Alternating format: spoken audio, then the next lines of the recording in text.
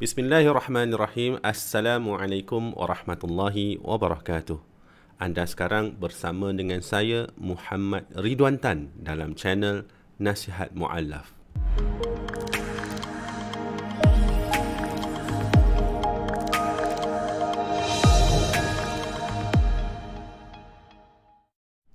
Alhamdulillahi Rabbil Alamin, wassalatu wassalam ala ashrafil anbiya wal mursalin wa ala alihi wa sahbihi ajma'in. Alhamdulillah, bersyukur pada Allah Subhanahu wa taala kerana direzekikan untuk sekali lagi kita bersama-sama dalam channel Nasihat Mu'allaf. InsyaAllah video ini ditujukan khas kepada jemaah yang bakal menjadi tetamu kepada Allah Subhanahu wa taala untuk menunaikan ibadah umrah dan juga ziarah di tanah suci Mekah dan Madinah, insya-Allah. Jadi kita pun telah memasuki episod yang keempat, di mana siri yang sebelum ini saya telah berkongsikan kepada sahabat-sahabat semua berkaitan dengan rukun umrah, di mana rukun umrah ada 5. Yang pertama, niat ihram. Yang kedua, tawaf. Yang ketiga, sa'i. Yang keempat, tahallul. Yang kelima adalah tertib. Dan di dalamnya juga terdapat perkara wajib umrah, di mana wajib umrah ada 2 perkara. Yang pertama adalah ihram dari miqat. Yang kedua, menjauhi perkara-perkara larangan di dalam ihram. InsyaAllah pada siri kali ini secara khususnya saya akan berkongsikan dengan sahabat-sahabat semua rukun umrah yang pertama, iaitu niat ihram. Iaitu niat ihram. Ya, niat ihram ini merupakan topik yang paling besar, yang insya-Allah menjadi siri yang paling panjang, kerana di dalamnya terdapat beberapa topik yang akan kita pecahkan, yang akan kita teliti satu persatu. InsyaAllah sebagai pengenalannya, jom saya tunjukkan kepada sahabat-sahabat semua ya apa yang kita akan cover, ya apa yang kita akan lihat di dalam rukun yang pertama, iaitu niat ihram. Di mana yang pertamanya adalah definisi ihram, ya, definisi ihram. Apakah maksud ihram itu? Topik yang kedua, kita akan melihat sunat ihram, ya, perkara yang sunat dalam ihram ataupun perkara yang sunat sebelum kita berihram.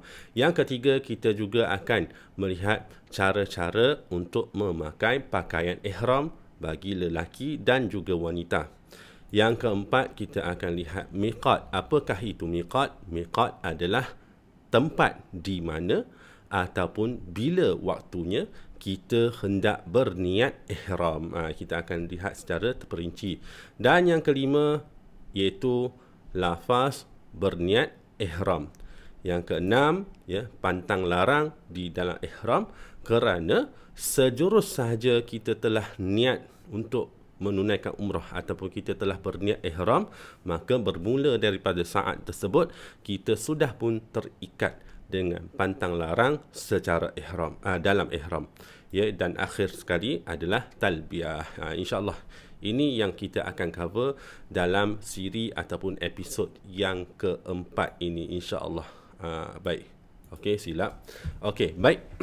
Seterusnya, Allahumma salli ala Muhammad wa ala ali Muhammad. Jadi kita lihat dahulu, ya, apakah maksud ihram. Ya, ihram, tuan-tuan dan puan-puan, ya, kain untuk lelaki. Kain yang kita pakai, kain putih yang tidak berjahit, 2 helai kain putih yang tidak berjahit yang kita pakai semasa kita menunaikan umrah itu bukannya ihram. Itu adalah kain ihram. Jadi apakah ihram? Ihram adalah perbuatan. Apakah perbuatannya? Iaitu saya tunjukkan, okey, iaitu ihram ialah niat untuk menunaikan ibadah haji atau umrah. Bermaksud ihram adalah perbuatan, niat untuk kita menunaikan haji ataupun umrah. Sama ada kita berniat untuk menunaikan haji atau kita berniat untuk menunaikan umrah, itu dinamakan sebagai ihram. Manakala kain yang kita pakai itu adalah kain ihram. Jelas ya? InsyaAllah. Baik. Dan landasan hukum ihram adalah ihram disyaratkan dimulakan dari miqat. Sama ada miqat zamani ataupun miqat makani serta beberapa larangan. Okey, jadi saya tidak huraikan apa itu miqat, apa itu miqat zamani, apa itu miqat makani, ya, serta beberapa larangan. InsyaAllah kita akan tengok apa pada kemudian yang kita akan bincangkan, ya. Secara ringkasnya, miqat adalah tempat ataupun masa untuk kita berniat ihram, ya. Baik. Jadi sebelum kita memakai pakaian ihram, ya, sebelum kita berniat ihram, sebelum kita memakai kain ihram, jadi ada beberapa perkara yang disunatkan untuk kita lakukan sebelum kita memakai kain ihram. Jadi kita lihat itu dulu. Jadi kita ambil contoh, ya, bagi contoh seperti jemaah, kalau jemaah daripada Malaysia yang memasuki Madinah dahulu, ya, memasuki Madinah dahulu untuk beberapa hari, kebiasaannya 4 malam. Okey, jadi hari yang kelima kita akan bertolak ke Mekah untuk menunaikan umrah. Jadi kita akan berpakaian kain ihram bermula daripada hotel di mana kita tinggal di Madinah. Dan sebelum kita memakai kain ihram itu, ada beberapa perkara yang disunatkan ke atas kita untuk kita buat, ya. Iaitu antaranya adalah yang pertama, kita memotong kuku. Kita potong kuku dulu, ya. Ataupun bagi jemaah contoh, contoh jemaah yang daripada Malaysia yang terus memasuki Mekah. Maksudnya kita daripada Malaysia, daripada KLIA, kita akan menaiki kapal terbang dan terus mendarat di lapangan terbang Jeddah dan memasuki Mekah dulu. Maksudnya kita pergi dengan keadaan menyediakan diri untuk terus menunaikan umrah. Jadi daripada rumah kita pun sudah membuat perkara sunat ihram, iaitu perkara-perkara yang disunatkan sebelum kita berihram. Jadi sebelum kita mula-mula sekali, bila kita nak bersiap-siap, pertama sekali, ya, perkara yang sunat adalah memotong kuku. Memotong kuku. Kita potong kuku bagi cantik, ya. Ini adalah perkara sunat sebelum kita berihram, tetapi ianya akan menjadi perkara yang dilarang ataupun menjadi pantang larang selepas kita berihram. Jadi sunat ihram adalah perkara yang berlaku sebelum kita berihram. Yang pertama, kita memotong kuku. Potong kuku bagi kemas, bagi cantik, bagi elok-elok. Nombor dua, setelah kita memotong kuku, kita bercukur ataupun mencabut bulu ketiak. Bulu ketiak, bulu ari-ari, mengadap misai, janggut dan juga sebagainya, ya. Touch-up rambut bagi kemas sikit, pendek sikit, ya, misai, gunting bagi elok, ya, kerana salah satu hikmahnya adalah apabila kita sudah berihram, ya, apabila kita sudah berihram, ini juga akan menjadi pantang larang di dalam ihram. Jadi kadang-kadang rambut kita terlalu panjang, susah kita nak jaga apa semua. Ini semuanya adalah sunnah, ya, sunnah yang dilakukan oleh baginda Rasulullah sallallahu alaihi wasallam. Dah setelah selesai kita potong kuku, selesai kita touch up rambut kita, ya, cukur bulu ketiak kita, ya, touch up bulu-bulu mana yang berkaitan. Kemudiannya kita pun nak mandi. Okey, antara perkara yang ketiga yang menjadi sunat ihram adalah mandi sunat ihram. Jadi kita daripada Malaysia, jikalau kita nak terus memasuki Mekah, jadi daripada rumah kita sudah pun mandi sunat ihram ataupun mandi sunat musafir. Okey, baik. Bagaimana kita nak niat mandi sunat ihram? Mudah sahaja. Iaitu sahaja aku mandi sunat ihram kerana Allah Ta'ala. Sahaja aku mandi sunat ihram kerana Allah Ta'ala. Bilakah kita nak niat? Kita niat, contoh kalau zaman moden sekarang ni, kita menggunakan shower. Di saat air mengenai kepala. Jadi di hati kita tak payah sebut dalam mulut. Tak perlu sebut melalui mulut. Cukup setakat lintasan hati. Ya? Apabila air mengenai kepala, masa tu saat itulah kita niat di dalam hati, lintas dalam hati kita, sahaja aku mandi sunat ihram kerana Allah Ta'ala. Begitu sahaja. Ya. Dan bagaimanakah cara mandinya?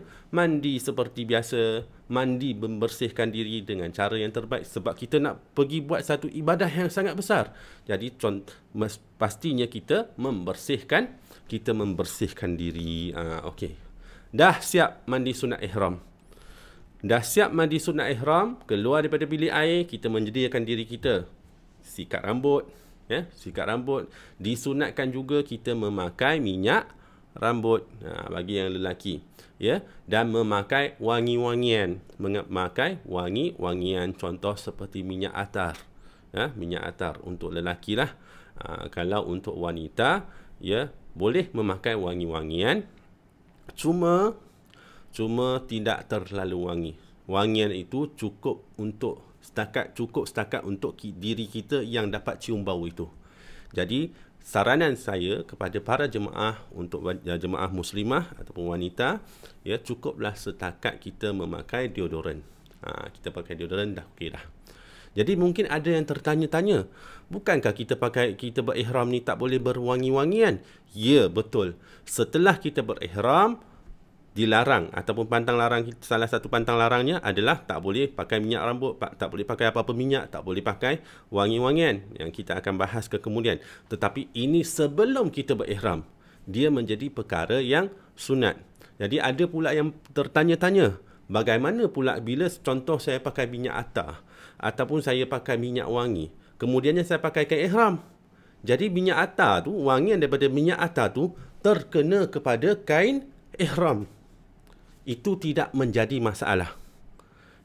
Apabila kita sapu minyak atar, contohnya kita sapu minyak atar, kan, gosok kat badan, kan, gosok kat sendi kita, contoh, okey. Dia adalah kita mengenakannya di badan kita, bukan di kain ihram. Tidak menjadi masalah apabila kita memakai kain ihram. Minyak wangi itu, wangian daripada kesan daripada badan kita tu, dia terkena kepada kain ihram kita, tak menjadi masalah. Yang tak bolehnya adalah kita sapukan ke atas kain ihram. Itu tak boleh. Kita boleh sapu kat badan kita, tak ada masalah. Tapi sapu dekat kain ihram, tak boleh. Ini sebelum berihram. Tetapi selepas kita sudah ihram, kita sudah niat, okey, sapu kat badan tak boleh, sapu kat kain ihram, semua tak boleh. Ini adalah perkara yang sunat. Saya ulang balik lagi, perkara yang sunat sebelum kita berihram. Maka pakailah. Okey. Kemudiannya kita dah siap berwangi-wangian, dah sikat rambut, kemas-kemas elok-elok. Okey. Kemudiannya kita pun pakailah kain ihram. Kain ihram untuk lelaki memakai pakaian yang berwarna putih, sebab sunatnya adalah warna putih. Bukan sahaja lelaki, wanita pun boleh. Jadi jemaah daripada Malaysia, kebiasaannya jemaah daripada Malaysia, daripada Indonesia, biasanya wanita pun memakai telekung yang berwarna putih, kerana kita mengambil perkara yang sunat itu, iaitu warna putih. Jadi mungkin ada yang tertanya-tanya, kalau saya pakai warna lain, ada masalah tak? Pakai warna lain tak ada masalah. Maksudnya kain ihram yang kita pakai pun putihnya sunat berwarna putih. Tapi kalau lelaki pakai kain ihram yang bukan berwarna putih, boleh ke tidak? Boleh, tidak menjadi masalah. Contohnya ada orang tertanya-tanya, kalau saya pakai kain warna kuning, boleh ke tidak? Boleh, asalkan kain itu dua helai kain yang tidak berjahit. Tidak berjahit bersambung. Boleh tak? Tapi pelik lah. Bila orang nampak, kenapa? Tak pernah pula kita nampak lelaki yang pakai kain ihram yang berwarna kuning. Tak pernah pula kita jumpa, kan. Orang ingat Sami pula yang tengah bertawaf, kan. Allah Akbar. Okey, baik. Sunatnya memakai kain yang berwarna putih. Kemudian dah selesai pakai kain ihram, kemudiannya disunatkan kita menunaikan solat sunat ihram 2 rakaat. Menunaikan solat sunat ihram 2 rakaat. Bagaimana nak solat sunat ihram 2 rakaat? Okey, kita akan bahaskan kemudian juga sebenarnya. Tapi tak apa, saya kongsikan pada video kali ini. Niatnya adalah sahaja aku solat sunat ihram 2 rakaat kerana Allah Ta'ala. Sahaja aku solat sunat ihram 2 rakaat kerana Allah Ta'ala. Kemudiannya, pada rakaat yang pertama selepas membaca surah Al-Fatihah, kita teruskan dengan membaca surah Qul ya ayyuhal kafirun. Pada rakaat yang kedua, selepas bacaan surah Al-Fatihah, kita bacakan dengan surah Al-Ikhlas, iaitu Qul huwallahu ahad. Selesai solat sunat ihram 2 rakaat, dan kita juga disunatkan untuk membaca doa, kan? Membaca doa supaya dipermudahkan ibadah kita, ya. Allah terima ibadah umrah kita. Allah jadikan ibadah umrah kita ibadah yang mabrur, ibadah yang makbul. Umrah adalah ibadah yang makbul, umrah yang makbul. Jadi ini adalah perkara-perkara yang sunat dilakukan sebelum kita berihram. Maksudnya sebelum kita berniat umrah ataupun berniat haji. Jadi bagi jemaah umrah sekalian, ya, sekiranya kita bertolak daripada Malaysia terus memasuki Jeddah dan ke Mekah, ke Masjidil Haram, dan terus kita melakukan umrah, maksudnya kita akan memakai pakaian ihram itu daripada KLIA. Jadi perkara-perkara yang sunat tadi itu kita terus buat dekat rumah, potong kuku, cukur rambut apa semua, ya, cabut bulu hidung ke, nak potong, nak touch up ke, nak mandi sunat ihram, makan wangi-wangi, itu kita buat kat rumah. Dekat KLIA, okey, kain ihram sama ada kita boleh pakai terus daripada rumah ataupun kita nak pakai daripada KLIA. Setelah kita pakai kain, kemudiannya kita solat sunat ihram 2 rakaat. Itu kalau bagi Malaysia yang bertolak daripada Malaysia terus masuk Mekah. Bagi jemaah yang masuk Madinah dulu, daripada Madinah barulah bertolak ke Mekah. Jadi perbuatan sunat ihram ini akan kita buat semasa hari nak bertolak ke Mekah. Di mana? Di hotel kita di Madinah nanti. Sebelum kita nak berangkat, sebelum kita nak bertolak. Okey, kemudiannya solat sunat ihram 2 rakaat itu kita boleh lakukan sama ada di bilik hotel sebelum bertolak ataupun di masjid di Bir Ali, di mana tempat kita bermiqat kalau berhenti. Tapi kebiasaannya para mutawif akan menasihatkan jemaah supaya terus buat solat sunat ihram di bilik hotel sebelum kita berangkat ke Mekah. Macam tu. Okey, walaupun kita sudah buat semua perkara-perkara sunat sebelum ihram ini, walaupun kita telah memakai kain ihram, tetapi kita masih lagi belum terikat dengan pantang larang dalam ihram. Mengapa? Sebab kita masih lagi belum berniat ihram. Iaitu kita masih lagi belum berniat menunaikan umrah. Jadi kita belum lagi terikat dengan pantang larang ihram. Sebab pantang larang ihram bermula sejurus selepas kita berniat ihram. Baik, insya-Allah. Jadi seterusnya. Ini. Ini adalah cara-cara untuk kita memakai ihram, memakai kain ihram. Kain ihram bagi wanita, ya, ialah apa-apa sahaja pakaian yang menutup aurat dengan sempurna. Jadi kita Malaysia ni mudah, kita terus pakai telekung. Kita terus pakai telekung. Siapa ada bajet yang lebih, bolehlah beli telekung yang mahal sikit, kan. Okey. Jadi pakai telekung, asalkan pakaian itu menutup aurat dengan sempurna, selesai, habis cerita. Okey, baik. Untuk lelaki pula berpakaian ihram, okey, kain ihram untuk lelaki adalah 2 helai kain. 2 helai kain yang tidak berjahit secara bersambung. Maksudnya tidak boleh jahit macam kain pelikat macam tu, kain sarung tak boleh lah. Kalau kain yang macam kain sarung lepas tu boleh dijadikan sebagai kain ihram. Tetapi sunatnya adalah berwarna putih. Kan senang. Okey, baik.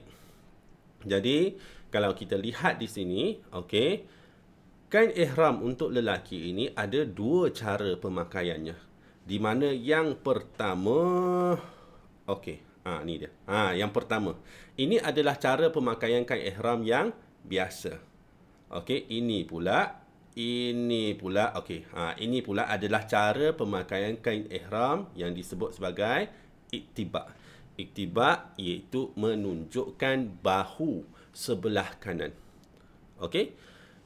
Bilakah kita nak berpakaian pakai kain ihram dengan cara yang macam tu, okey, sepanjang kita menunaikan umrah. Jadi kita memakai kain ihram dengan sempurna yang pertama tadi tu. Okey? Dan kita memakai kain ihram secara itibak, iaitu menunjukkan bahu sebelah kanan semasa kita melakukan tawaf umrah pada 3 pusingan yang pertama sahaja.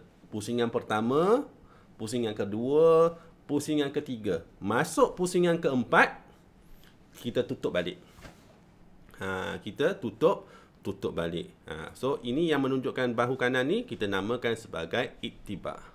Okey, tuan-tuan dan puan, daripada mana datangnya asal usul pakai kain ihram ittiba ni? Secara ittiba ni, iaitu berlaku pada peristiwa Fathul Mekah. Ya, Fathul Mekah iaitu peristiwa pembukaan Mekah, di mana Nabi Muhammad sallallahu alaihi wasallam bersama dengan beribu-ribu para sahabat daripada Madinah memasuki Mekah untuk menunaikan haji. Jadi rombongan setelah 10 tahun berhijrah, tahun ke-9 setelah 9 tahun berhijrah, Islam telah menjadi daulah. Islam telah menjadi kuat ya pada ketika itu. Jadi rombongan Islam memasuki ke Mekah untuk menunaikan haji. Jadi orang-orang Quraisy ni, orang-orang musyrikin ni, orang-orang kafir Quraisy ni, ya, semasa para muslimin masuk ke Mekah, semua orang pakat duk tengok. Semua orang pakat duk tengok sebab rombongan ni sangat besar kan. Tapi Rasulullah sallallahu alaihi wasallam masuk dalam keadaan yang aman, masuk dalam keadaan menundukkan pandangan, di mana pada ketika itu juga telah turunnya wahyu Allah Subhanahu wa taala, iaitu turunnya surah Bismillahirrahmanirrahim, idza jaa nasrullahi wal fath. Kan? Jadi Allahumma salli ala Muhammad. Jadi telah Nabi masuk ke dalam Mekah Nabi bersama dengan para sahabat masuk ke dalam Mekah dengan keadaan yang tawaduk. Tetapi pada masa yang sama, walaupun kita bertawaduk, tapi masa yang sama juga kita nak menunjukkan kekuatan kita. Jadi kalau kita lihat ya, umat-umat Islam yang pada peringkat awalnya ya, majoriti daripada para sahabat Nabi adalah daripada kalangan mereka yang miskin, yang bekerja sebagai buruh, hamba ya, orang-orang yang bercucuk tanam ni, orang-orang yang buat kerja kasar semua ni. Jadi para sahabat ni semua ni adalah daripada kalangan orang-orang yang gagah. Dia tak seperti orang musyrikin Quraisy ya di Mekah. Mereka ni peniaga dan juga sebagainya, duduk bawah kemah selesa kan, enjoy the day kan. Jadi yang para sahabat ni asalnya dulu mereka ni hidup susah semua. Ni mereka semua ni adalah berbadan gagah dan sado. Berbadan gagah dan sado. Jadi Nabi pun perintahkan para sahabat ni untuk menunjukkan bahu sebelah kanan ni. Bahu sebelah kanan ni. Ni bahu ni. Jadi untuk nak menunjukkan ya, sifat kekuatan yang ada pada kaum muslimin dan menunjukkan sifat kejantanan yang ada pada kaum muslimin. Itulah di mana datangnya asal usul ittiba. Jadi kita ni yang sedang melakukan tawaf pada 3 pusingan pertama ni, yang ittiba ni kan, bila kita tunjukkan, kita ambil ibrah daripada sirah ni. Bila kita tunjukkan bahu kanan kita ni tunduk sebagai hamba Allah, dan kita tunjukkan sifat kejantanan kita, jalanlah seperti seorang lelaki yang sejati. Jadi okey, alright. Jadi cara seterusnya saya nak berkongsikan dengan sahabat-sahabat, cara-cara untuk kita memakai kain ihram untuk lelaki. Pakai kain ihram ni mudah saja. Untuk perempuan tak ada masalah, pakai saja telekung kan. Untuk lelaki nak pakai kain ihram macam mana? Jom, insya-Allah, jom kita tunjukkan. Okey, baik, insya-Allah sahabat-sahabat kalian, saya akan tunjukkan cara-cara untuk kita memakai kain ihram bagi lelaki. Jadi di sini saya ada 2 helai kain ihram. Okey. Kain ihram ini adalah kain ihram yang berwarna putih. Disunatkan untuk kita menggunakan kain ihram yang berwarna putih ya, berwarna putih. Jadi sebelum saya tunjukkan cara-cara untuk kita memakai kain ihram, sebenarnya ada sedikit tips ya untuk kita membeli kain ihram. Sebab range untuk harga kain ihram itu daripada murah sampai ke mahal pun ada. Semurah apa? RM25 pun ada, RM30 pun ada, RM50 ada, RM60 ada, RM80 ada, RM100 pun ada. So saya cadangkan kita sekurang-kurangnya kita beli yang middle range, okey, yang middle range. Harga di antara 60, 70, 80, lebih kurang harga-harga yang macam tu.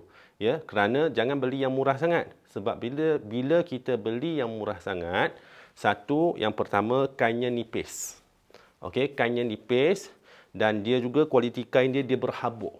Bila kita pakai dia berhabuk, dia buat kita mungkin hidung kita sensitif. Ya, dan kita pakai kita rasa tak selesa. Dia nipis, kadang-kadang matahari kuat dia akan nampaklah kan bayang-bayangan. Okey, lagi satu ya yang terlalu murah, dia kainnya biasanya lebar kain tu dia tak cukup besar.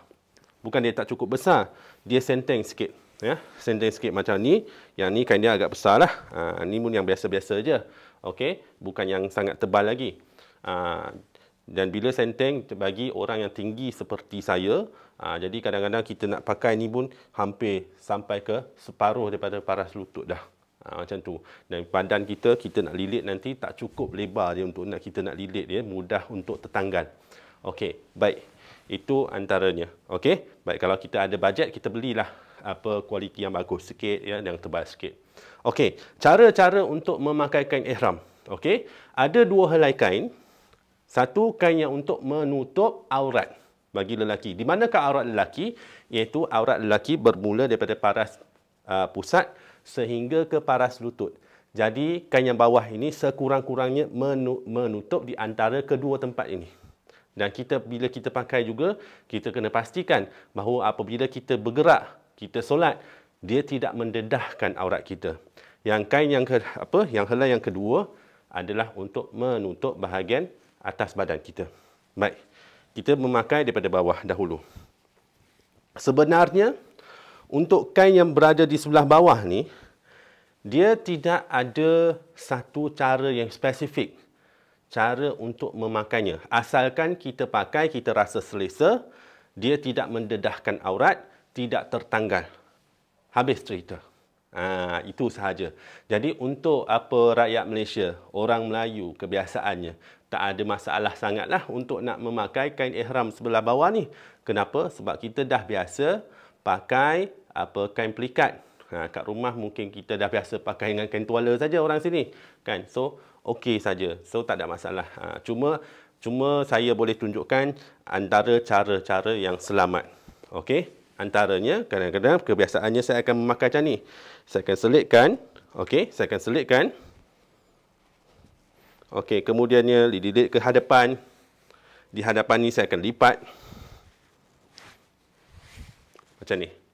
Okey, bila lipat sebegini, yang sebelah sini akan menjadi 2-3 lapis. Jadi dia tebal.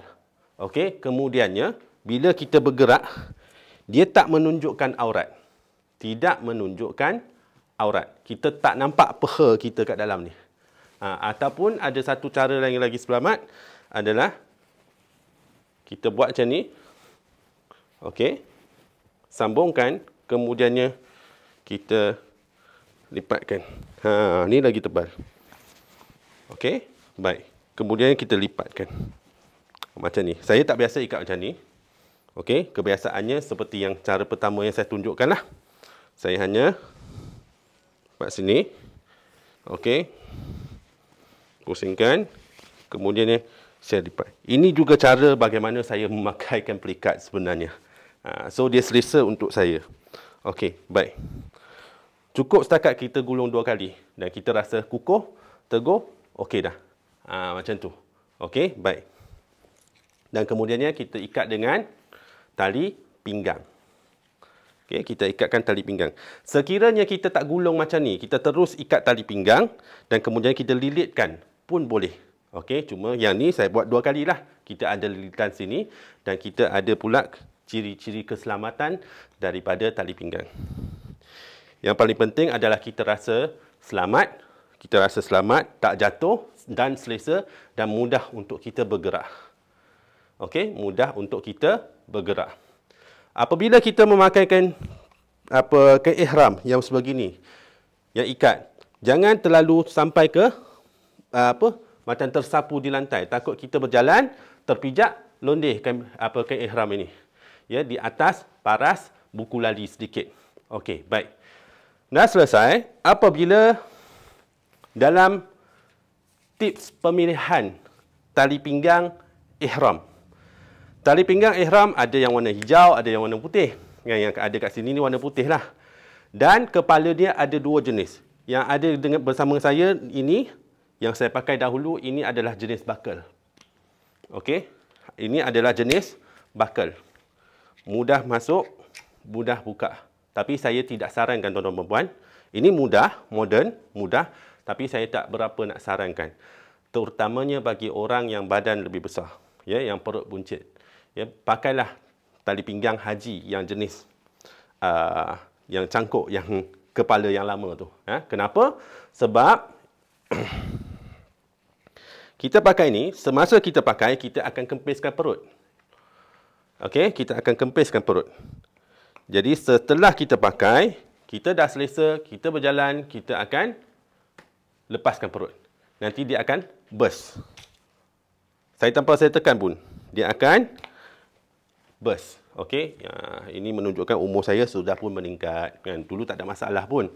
Okey, apabila kita membeli tali pinggang ni di kedai, tali pinggang ni dia ada saiz juga. Contoh 40, 42, 44, 46, 48, 50.